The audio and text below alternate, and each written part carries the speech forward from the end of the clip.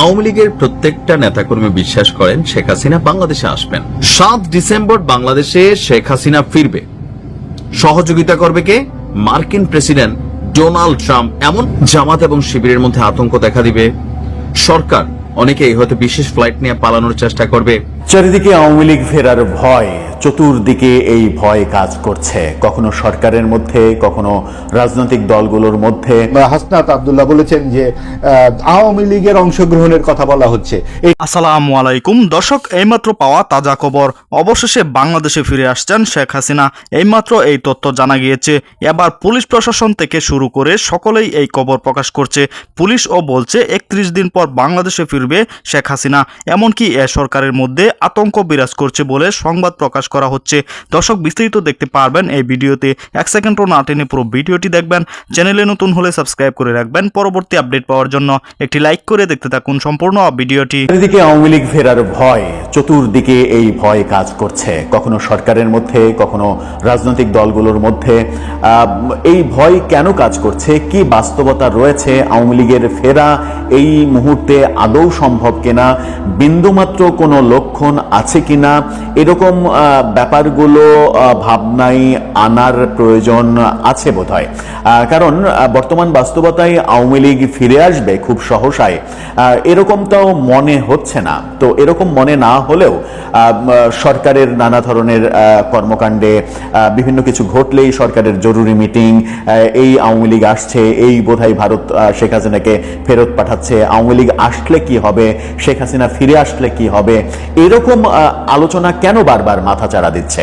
এই যে গতকালকে বিমানবন্দরে আগুনের ঘটনা ঘটলো, সেই আগুনের ঘটনাটাকেও আওয়ামী লীগ লাগিয়েছে এটা বলা হচ্ছে, প্রকাশ্যেই এটা বলা হচ্ছে কোনো ধরনের তদন্ত ছাড়া। সেই বলার মানে যখন এনসিপি নেতারা বলছেন তখন সেই বলার প্রেক্ষাপটে সরকার আবার তাদের বিজ্ঞপ্তি জারি করছে যে এই ঘটনার পেছনে কারা আছে সেটা তদন্ত করে দেখা হবে। যারাই যদি এটা পেছনে নাশকতার ব্যাপার দেখা যায় তাহলে কাউকে ছাড় দেওয়া হবে না। এই যে ভাষা প্রয়োগ, কাউকে ছাড় দেওয়া হবে না, ছাড় না দেওয়ার ব্যাপারটা তো মানে এটা ইঙ্গিত করে যে যদি এটার পেছনে আওয়ামী লীগ থাকে তাহলে ছাড় দেওয়া হবে না। আওয়ামী লীগ কেন, এর পেছনে যেই থাক তাকে ছাড় দেওয়ার প্রসঙ্গ কেন আসবে? যে দেশকে অস্থিতিশীল করতে চাইবে তাকে তো শায়েস্তা করতে হবে, তাকে ধরতে হবে, তাকে বিচারের আওতায় আনতে হবে। এতে বিশেষ করে বিশেষভাবে বিশেষ শব্দ প্রয়োগ এগুলোর তো প্রয়োজন নেই। এই জুজুর ভয়টা কেন? এবার মানে বারবার সব থেকে বেশি যার মুখে এই কথাটা শোনা যায় তারা গণ অধিকার পরিষদের 2 নেতা নুরুল হক নূর এবং রাশেদ খান। এবার রাশেদ খান আবারও সেই কথা বললেন। তিনি ভয় পাচ্ছেন যে মানে আওয়ামী লীগ যদি ফিরে আসে তাহলে হাত পা ধরেও বাঁচা যাবে না, কেউ বাঁচতে পারবে না। খেলা শুরু হয়ে গেছে আওয়ামী লীগের। বাংলাদেশে 2026-এর নির্বাচন পরিচালনা করবেন শেখ হাসিনা। বাংলাদেশের আকাশে বাতাসে এখন নির্বাচনের হাওয়া। যুযুধান সমস্ত রাজনৈতিক শিবির তাদের মতো করে প্রস্তুতি নিতে শুরু করেছেন। সম্ভাব্য প্রার্থী তালিকা অনেকে প্রস্তুত করে ফেলেছেন। অনেকে জোটের অঙ্ক কি হবে, কার দিকে কে ঝুঁকবে তা নিয়ে চলছে বিভিন্ন শিবিরে। এরই মাঝে আপনাদেরকে আমরা জানিয়েছিলাম যে বিবিসির ভূত ফেরত সমীক্ষাতে সেখানে কিন্তু তারা 3 কোটি বেশি মানুষের সঙ্গে জরিপ করেছিলেন, সমীক্ষা করেছিলেন। সেই সমীক্ষার রিপোর্ট কিন্তু বলছে যে বাংলাদেশে আওয়ামী লীগ তারা কিন্তু ফেরত আসছে। এই আওয়ামী লীগের ফেরত আসার কথা শোনার পর থেকেই ঘুম উড়ে গেছে ডক্টর ইউনূসের। এমনিতেই তিনি বিভিন্ন সংঘাতপূর্ণ পরিবেশের মধ্য দিয়ে চলছেন। সংস্কার সংস্কার সংস্কার করতে করতে তিনি ক্লান্ত, অথচ সংস্কার হয়নি। চীন ঋণ দেবে বলেছিল, এখনো ঋণ আসেনি। বাংলাদেশের সামগ্রিক উন্নয়নের পথ এখনো ডক্টর ইউনূস কিন্তু দেখাতে পারেননি।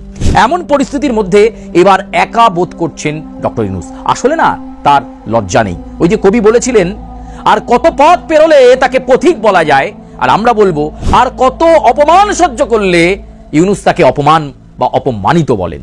ঠিক এরকম পরিস্থিতির মধ্যেই ডক্টর ইউনূস দাঁড়িয়ে রয়েছেন। তিনি জুলাই সনদ করিয়েছেন, জুলাই সনদের স্বাক্ষর হয়ে গেছে, সবাই লাফালাফি করছে, কিন্তু এরই মধ্যে তিনি বুঝতে পারছেন সহ উপদেষ্টাটা তার সঙ্গে নেই। তিনি প্রধান উপদেষ্টা অন্তর্বর্তী সরকারের, কিন্তু ইউনূসের সঙ্গে যে উপদেষ্টা মণ্ডলী রয়েছে তারাই তো আওয়ামী লীগের সঙ্গে যোগাযোগ রাখছে।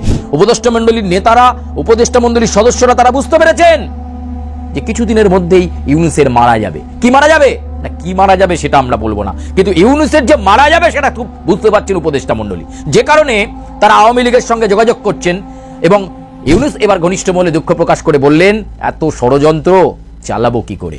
ষড়যন্ত্রের আঁচ পেয়েছেন তিনি যে উপদেষ্টারা তার থেকে আস্তে আস্তে আস্তে আস্তে সরতে শুরু করেছে। খেলাটা কার? খেলাটা তার যার বাবার ছবি জ্বালিয়ে দিয়েছিলেন ডক্টর ইউনূস। খেলাটা তার যেখানে 32 ধানমন্ডি যখন ধ্বংস হচ্ছিল মুখে কুলু পেটেছিলেন ডক্টর ইউনূস। খেলাটা তার যখন বঙ্গবন্ধু মুজিবরের মূর্তি হির হির করে ভেঙে দিয়ে তাণ্ডব চালাচ্ছিল মৌলবাদী শক্তি, তখন চুপ করেছিলেন ডক্টর ইউনূস। খেলাটা তার যিনি চোখের জল পুঁছতে পুঁছতে বাংলাদেশ ছাড়ার সময় বলেছিলেন, আমি আবার ফিরব। ঠিক ধরেছেন, যার কথা বলছি শেখ হাসিনা। খেলা কিন্তু শুরু হয়ে গেছে, খেলা ভয়ঙ্কর খেলা হবে। এবার একদিকে যখন এই বাংলাদেশে ফেরার জন্য শেখ হাসিনার তরফে প্রস্তুতি তুঙ্গে, ঠিক সেই সময়ে ডক্টর ইউনূস স্বীকার করছেন যে তার সহ উপদেষ্টা মণ্ডলীর অনেকেই তার সাথে নেই, পেছনে ষড়যন্ত্র চলছে, তিনি ক্রমশ একা হয়ে যাচ্ছেন। আচ্ছা, জুলাই সনদ ডক্টর ইউনূসকে অক্সিজেন দেবে না? ডক্টর ইউনূস কি করবেন সেটা তিনি ভেবে পাচ্ছেন না। আমরা শুনলাম কিছুদিন আগে ফ্রান্সে গিয়ে জমি দেখে এসেছেন। তিনি কি তাহলে পাকাপাকি ভাবে ফ্রান্সে চলে যাবেন সেফ এক্সিট নিতে নিতে? এরকম একটা পরিস্থিতির মধ্যে এই ষড়যন্ত্রের গন্ধ পেয়েছেন ডক্টর ইউনূস। আসলে খেলা শুরু হয়ে গেছে আওয়ামী লীগের।